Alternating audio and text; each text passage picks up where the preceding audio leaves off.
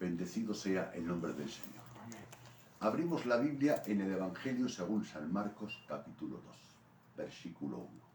Y leemos en el nombre de Jesús.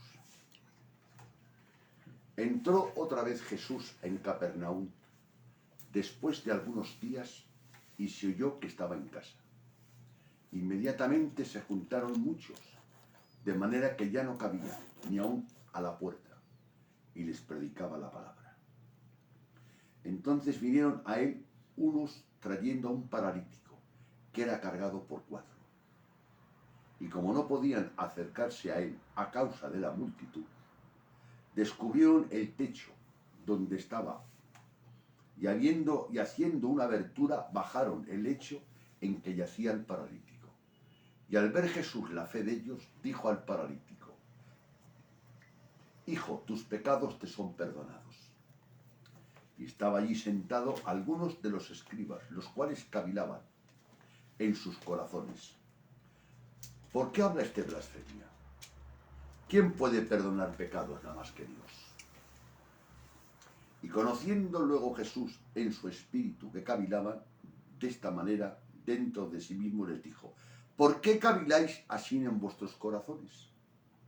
Y ahora Jesús les pregunta: ¿qué es más fácil, decir al paralítico: tus pecados te son perdonados, o decir: levántate y anda? Pues para que sepáis que el Hijo del Hombre tiene potestad en la tierra de perdonar pecados, le dijo al paralítico: a ti te digo, levántate, toma tu lecho y vete a tu casa. Y entonces él se levantó enseguida y tomando su lecho salió delante de todos, de manera que todos se asombraron y glorificaban a Dios, diciendo: nunca hemos visto tal cosa.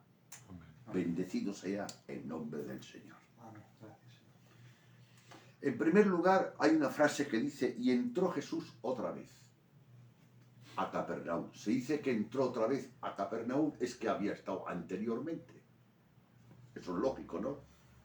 Entonces, si dice en el capítulo 2, versículo 1, que entró Jesús otra vez a Capernaum, para saber que entró hay que ir al capítulo 1, para coger el contexto del pasaje. Y yo os narro lo que pasó en el capítulo 1, porque si no os mareo. En el capítulo 1 dice que Jesús comienza su ministerio en Galilea. De ahí algunos han deducido que comenzó ahí su ministerio. No, ya lo dice, en Galilea. Y el motivo es el siguiente, Adonai. Después que Juan fue encarcelado, 1:14. ¿Te das cuenta? Entonces, Juan estuvo casi un año predicando a la paz de Jesús. Y ahí Juan estaba encarcelado. Entonces, sáltate hacia atrás, al versículo 13.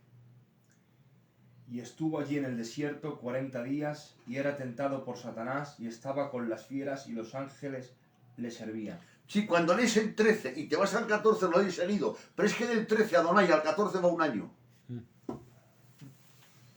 ¿Por qué? Porque es el año que Jesús administró en Judea. Capítulo 1, capítulo 2, capítulo 3 y capítulo 4 de Juan. O sea que aquí es el segundo año que entra Jesús.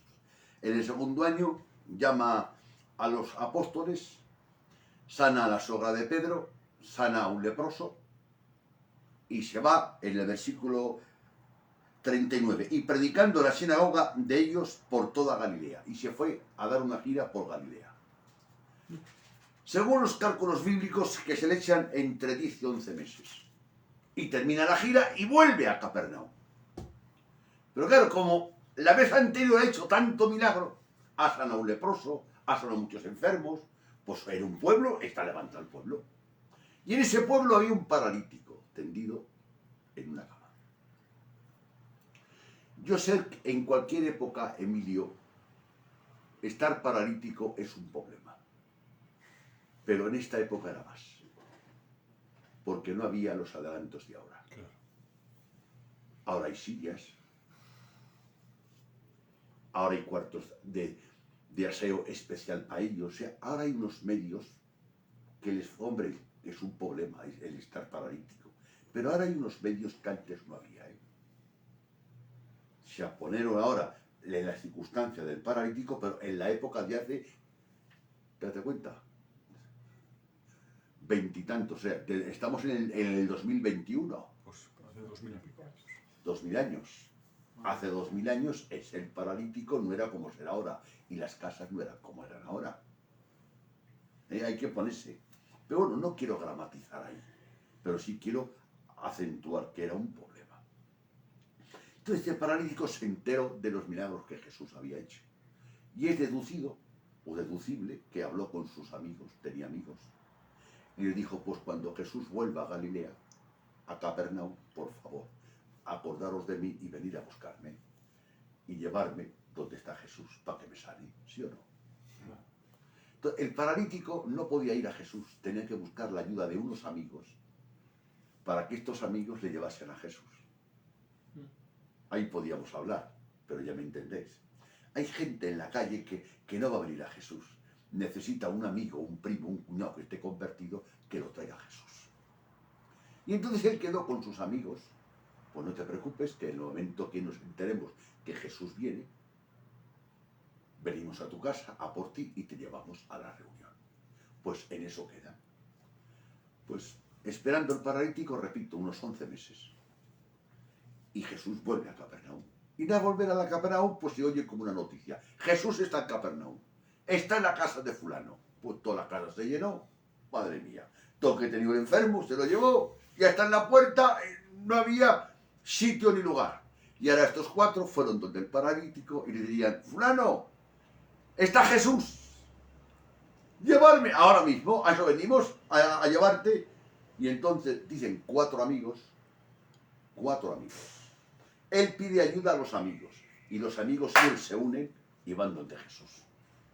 Porque tampoco los amigos le pueden sanar. Los amigos le pueden llevar donde está Jesús, pero no sanarlo. Tú puedes llevar un alma que escuche la palabra, pero no puedes convertirla. Claro. Tiene que ser Jesús. Hay algo que yo puedo hacer y hay algo que yo no puedo hacer. Claro. Yo cito para no alargar tanto el mensaje, este acontecimiento lo narra Mateo, Marcos y Lucas. Y Lucas dice que había fariseos y escribas de Judea, de Galilea, de Jerusalén, de todas las partes. Pero fueron como una inspección para espiarle a Jesús. Y estaban en esa reunión. Si queréis comprobarlo, está en Lucas 5:17. Ahí está. Vamos a leer ese versículo. Lucas 5:17.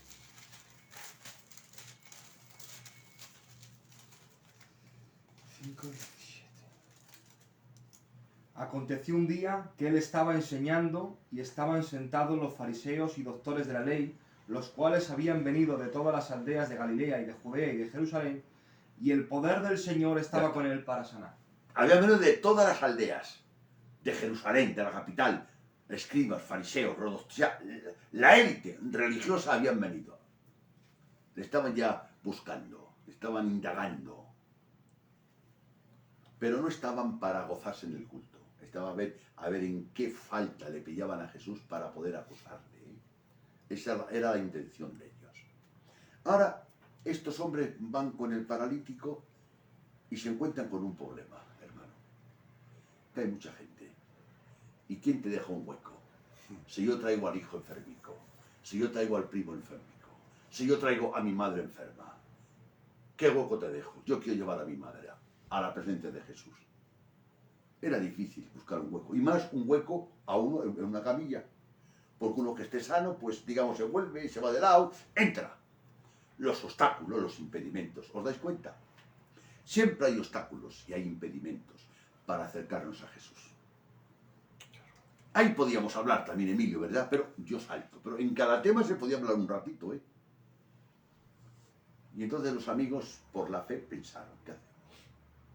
¿Quién vería al paralítico? ¡No os ocurra volverme a casa, ¡No os ocurra volverme a casa! ¡No os ocurra volverme a casa! El paralítico no quería. No te preocupes. Y por la fe pensaron, te subimos por el tejado. Subieron al tejado. Y en el tejado hicieron un hueco en el techo. Y bajaron al paralítico y lo pusieron delante de la presencia de Jesús. ¿Os dais cuenta que más hace el que quiere que el que puede? ¿Verdad? Si es otro, pues bueno, pues ya lo has visto, mi buena intención que llevaba y te llevaba, pero tú ya lo has visto, hermano, que he querido llevarte mucha gente y a ver, ese está por la hermana, por el padre, por el hermano, ahí no te dejan ni un hueco, Dios lo ve, vámonos para casa. Lo hemos intentado. Pero no, hay un esfuerzo. Y ese esfuerzo era por el amor que tenía al paralítico y por la fe en Jesús. Amén. Y entonces saltaron, vencieron los obstáculos, Emilio, y llevaron a Jesús al paralítico. ¿De acuerdo? Ahora surge la pregunta. ¿Qué era la necesidad del paralítico? La que todos conocéis. Pues que era paralítico. Y la que todos ven. Pero había otra necesidad más urgente, que era su alma, su salvación. Y al ver Jesús la fe de ellos, ¿cómo al ver Jesús la fe de ellos? Es que la fe se ve. Por las acciones, por la conducta, por el esfuerzo se ve la fe. Porque la fe ni es rubia, ni es morena, ni es alta, ni gorda, ni delgada. La veo por la conducta. Y viendo la fe de ellos, le dijo, porque esta historia, te repito, está en Mateo, está en Marcos y está en Lucas. Yo he leído en los 3 evangelios, pero no quiero marearos. Le dice en Mateo, ten ánimo, hijo, Jesús. Tus pecados te son perdonados. Le dio lo que no venía buscando. ¿Tú crees que el paralítico venía buscando que le salvase? No. Lo que el paralítico venía buscando era que le sanase. Pero hay un texto en la Biblia, que yo lo cite, no lo de leer, en que todo lo tengo apuntado aquí, por si luego queréis decir, hermano Machacodino, ¿dónde está? Os lo digo. Dice, ¿qué adelanta el hombre si ganase todo el mundo y perdiese su alma? Parar a pensar, es una hiperbole. ¿Qué es una hiperbole? Una hiperbole es algo que desajeras para llamar la atención. Por ejemplo, como meter un camello por el ojo de una aguja. Imposible. O sea, algo grande, algo para llamar la atención. Dice, si un hombre ganara todo el mundo, para un momento, todo el mundo, ¿sabes? El capital del mundo, o sea, todo el mundo, o sea, todo el capital de Valladolid que tú lo ganes. Y de Madrid, y de Barcelona, y de Francia, y de Alemania, de todo el mundo. Dice Dios, si pierde su alma, ¿para qué le sirve? Entonces ahí nos da a entender que el bien supremo, ¿qué era? La salvación. Amén. ¿Cómo se quedaría el paralítico? Tus pecados te son perdonados. ¿Cómo se quedarían los amigos? Nosotros no hemos venido a eso. Aquí has venido a acordar algo inferior. Y yo quiero daros algo superior. Habéis venido a por hierro y yo os doy oro. Pero sin embargo estáis desilusionados. Y ahora os hago una pregunta. ¿A cuántos sanó Jesús que no se salvaron?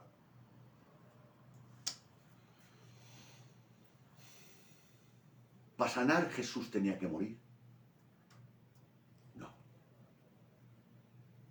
Ahora vais a entender la pregunta que cuando la he leído me he conmovido. Cuando le dijo, tus pecados te son perdonados, estaba diciendo Jesús, yo soy Dios, porque solamente Dios puede perdonar pecados. Y los escribas y los fariseos y los maestros pensaron, cavilaron. No soltaron prenda, lo pensaban. ¿Este blasfemia? Eso es mentira, no blasfemaba. Pero esto es verdad, porque ¿quién puede perdonar pecados? Nada más que Dios. Y Jesús les hace una pregunta. ¿Qué es más fácil? Pregunta. ¿Sanarle o salvarle?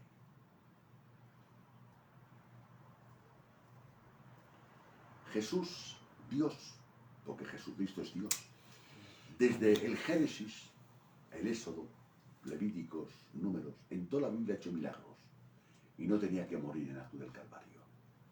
Pero para salvarte sí. sea, para sanarme no tenía que morir Cristo. Pero claro, pero para salvarme, si a un pecador declararlo justo, tenía el que morir, que era justo, y cubrirme con su justicia. Y por eso dice el Marcos, es necesario que el Hijo del Hombre sea maltratado, muerto y crucificado para salvaros. O sea que para hacer esto que quiero hacer contigo, perdonarte los pecados, tengo que morir. Y para sanarte no hace falta que muera. Gloria a Dios. Pero yo quiero darte lo que tú no pides, lo que tú no buscas. El bien supremo, el bien eterno. Y como veo que nadie me está entendiendo, dice Jesús, pregunta, ¿qué es más fácil? ¿Decir tus pecados te son perdonados o decir levántate y anda?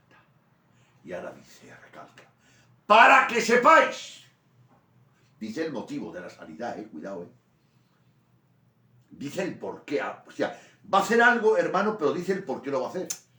Para que sepáis que tengo poder de perdonar pecados, a ti te digo, levántate y anda. O sea, que hago un milagro visible, palpable, tangible, dando testimonio del milagro interno que he hecho, que es salvarle el alma. Gloria a Dios. Por el milagro interno me habéis criticado y por el milagro externo estáis emocionados. ¿No nos pasa eso a nosotros? Claro. ¿Verdad? Tengo a mi primico malo, tengo a mi hijo malo, tengo a mi marido malo, que me lo sane Dios. Por la sanidad nadie se convierte. ¿Verdad? Se convierte por la palabra y por el Espíritu Santo. Amén. Amén.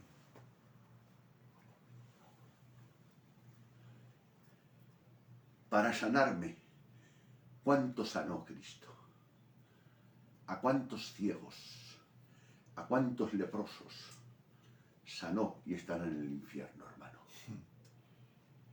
Si te sano, te hago un bien mientras vivas. Si el paralítico tuviese 50 años, por ejemplo, vas a vivir 30 años más, pues si te sano, te hago un favor durante 30 años. ¿Qué es lo que tú vienes a buscar? Un favor temporal de 30 años. Es lo que vienes a buscar, un favor temporal de 30 años. Pero yo quiero hacerte un favor eterno. Por eso te he dicho, Emilio, a veces, que lo que el pueblo necesita no lo quiere. Y quiere lo que no necesita. Le damos tanto valor a las cosas debajo del sol y le damos tan poco valor a las cosas eternas y maravillosas. Pero, Señor, si Él vino a que le sanases, sí, para sanarle no hacía falta que yo muriese en la cruz. Y para sanarte a ti, machaco, no hace falta que yo muera en la cruz. Y para sanar al mundo. ¿Cuántos milagros hizo Jesús antes de morir en la cruz? A muchos, ¿no? Leprosos, ciegos, cientos de milagros. O sea que para sanar el cuerpo no necesito morir en la cruz. Y lo que la gente quiere, ¿qué quiere la gente? Que le sane el cuerpo. Pues entonces dale lo que quiere la gente. No, porque es por ignorancia, son unos ignorantes. Claro. Oh, Dios. Pues ¿qué quieres, Señor? Hacerles el bien supremo, el bien eterno. Yo me imagino a muchos ciegos, a muchos paralíticos, a muchos leprosos, que lo aceptaron como sanador, como un profeta, pero no como Dios. Y el que no aceptaba a Cristo como Dios no era salvo. O sea que, hermano, está lleno el infierno de ciegos sanados, de paralíticos andando. Que les sanó Dios y les hizo un bien, pero ese bien duró 10 años, 15, 20, 25, 30. Pero para hacer ese bien temporal no necesitaba morir en la cruz del Calvario. Pero para hacer el bien que dijo, tus pecados te son perdonados, para hacer ese bien, Claro. necesitaba Qué bueno. Gloria a Dios. morir en la cruz del Calvario. ¿Veis la diferencia? Voy a usar otra historia, pero no voy a leerla, voy a citarla porque la conocéis. Está en Mateo, está en Marcos, está en Lucas y está en Juan. Cuando Cristo fue crucificado en la cruz del Calvario. ¿Sabéis que a la izquierda y a la derecha había dos malhechores, dos ladrones, ¿verdad? Que lo crucificaron y él en el medio. Y hay un texto que dice la Escritura. Y los malhechores le injuriaban. Habla en plural. Los dos le injuriaban y le decían y le hablaban. Los malhechores le injuriaban. Pero Jesús estuvo 3 horas y pico en la cruz. Porque fue el primero que murió de los 3. Porque iba muy cascado de las palizas que le dieron en el pretorio. Pero Lucas dice, que me ha sorprendido, no sé qué ocurrió en esas 3 horas. Ocurrió un milagro. Que dice, y unos de los malhechores, ya no habla en plural, habla en singular, uno, le dice, Señor, si eres tú el que dices que eres, sálvate a ti, a nosotros, hombre, que aquí estamos muriéndonos. Esa no es fe auténtica. Quería el beneficio externo. Claro, se estaban muriendo de los dolores, con los clavos. Hay que ponerse en el puesto de él. Sálvate a ti y a nosotros. Si es verdad que eres el que dices, ya que no lo creía. Pero si lo eres, sálvate a ti y a nosotros. Y ahora contesta el otro. La palabra. Y reprendiéndole. El otro que se está muriendo con los clavos y del dolor, que morían asfixiados, Emilio. La cruz morían asfixiados. Dice, y reprendiéndole, pero como estaba Jesús en el medio, tuvo que levantar la voz. Y le costaba mucho levantar la voz. Y reprendiéndole le dijo, ¡cállate! ¿No temes a Dios estando en la condenación? ¿No ves que tú y yo, coja la palabra, tú y yo estamos pagando lo que hemos hecho? Se reconoció pecador. Claro. Convicción. Y ahora declara Jesús, pero este justo ningún mal ha hecho. Se declaró el pecador y a Jesús lo declaró justo. ¿Os dais cuenta? Y le dice, acuérdate de mí cuando vengas en tu reino. Acuérdate de mí. O sea, no le pides sálvame la vida, como hace un rato. Descuélgame de los clavos, que me estoy muriendo asfixiado. No. Acuérdate de mí cuando vengas en tu reino. Me estoy muriendo, me estoy asfixiando. Tengo los clavos, pero no te pido que me libres de los clavos, ni de la muerte, que estoy rabiando de los dolores. Acuérdate de mí cuando vengas en tu reino. Esa es la fe auténtica. La que mira el bien eterno, Sí, no el sí. bien temporal. Sí, Señor. Y ante estas palabras, Jesús habló poco en la cruz, no habló mucho. Un ratico, puede ser 10 o 15 minutos antes de morir. Le dijo, de verdad te digo, que hoy estarás conmigo en el paraíso. Se salvó. Ahora volvemos al pasaje, ahora entendéis. Lo traen los 4 para que Dios los sane. Pero Dios quiere hacer algo más que sanar, quiere salvar. Gloria a Dios. Si Dios convierte a mi primo, me entrego. Se entrega y a los 2 días se va. Claro. Es así. Tus pecados te son perdonados. Le hizo un milagro invisible y después el visible. Pero el visible era para dar testimonio del invisible. Para sanarte, Dios no tenía que morir en la cruz. Para salvarte tuvo que ser maltratado y morir en la cruz. Y Dios nos ama tanto, hermanos, que te dice y me dice, no solamente os quiero salvar, porque es un beneficio temporal de 4, 6, 8, 20 añicos. Te quiero hacer un beneficio eterno. Pero para hacerte un beneficio eterno, yo que soy Dios me hago hombre. Yo que soy grande me hago pequeño. Yo que soy bendito me hago maldito. Porque escrito está, maldito todo aquel que es colgado de un madero. El que era rico se hizo pobre y en su riqueza, cuando eras rico, no te ayudaba, pero me hizo pobre. ¿Hasta qué punto? Que siendo Dios se hizo hombre. ¿Queréis más? La diferencia es bastante. Ya que el hombre no podía ser Dios, Dios se hizo hombre Amén. para poder morir en la cruz del Calvario. Tremendo. Y el Señor, hermanos, le dije ayer a mi mujer hablando de la salvación, a nadie, hermanos, le amarga un dulce.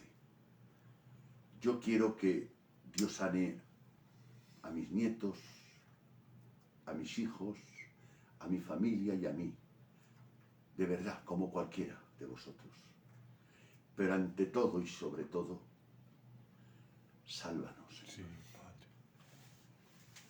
El beneficio supremo, lo esencial, lo primordial, ¿qué es? Es la salvación del alma. Es la vida eterna. Gloria a Dios. ¿Dónde vas si uno de nosotros nos toca partir esta noche? Es lo que te interesa. Santo es Dios. Es lo que me interesa.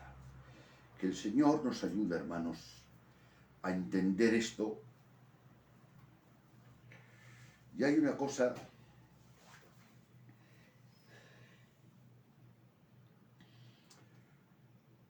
el veredicto viene primero y después el desempeño. Lo contrario es la gracia.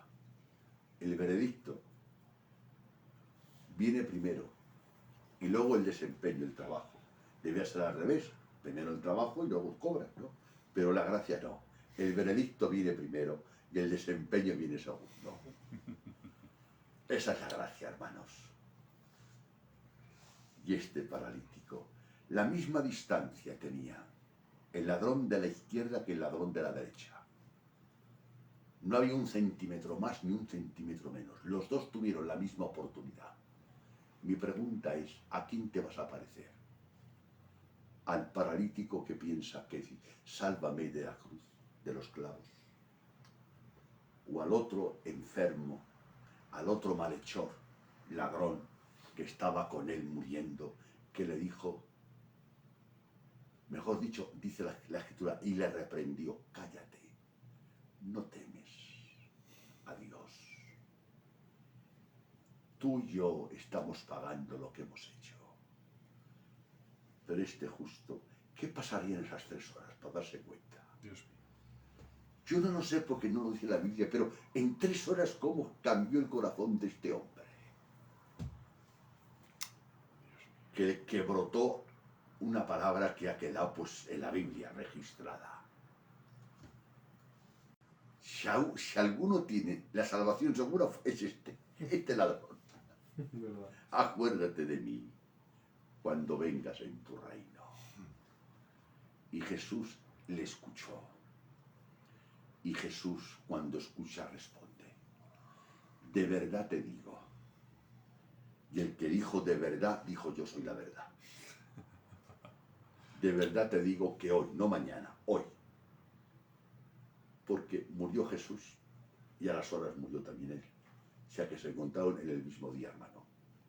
De verdad te digo que hoy estarás conmigo en el paraíso. Con esto voy a terminar. ¿Qué has pretendido, machaco? Pues he pretendido, Oh Dios. hermanos, dar importancia a la salvación. Yo quiero salud como cualquier persona quiere salud. Y necesito a Dios y Dios nos dé salud a todos, hermanos. Pero ante todo y sobre todo, que nos salve. Amén. Que Dios nos guarde y que Dios nos bendiga.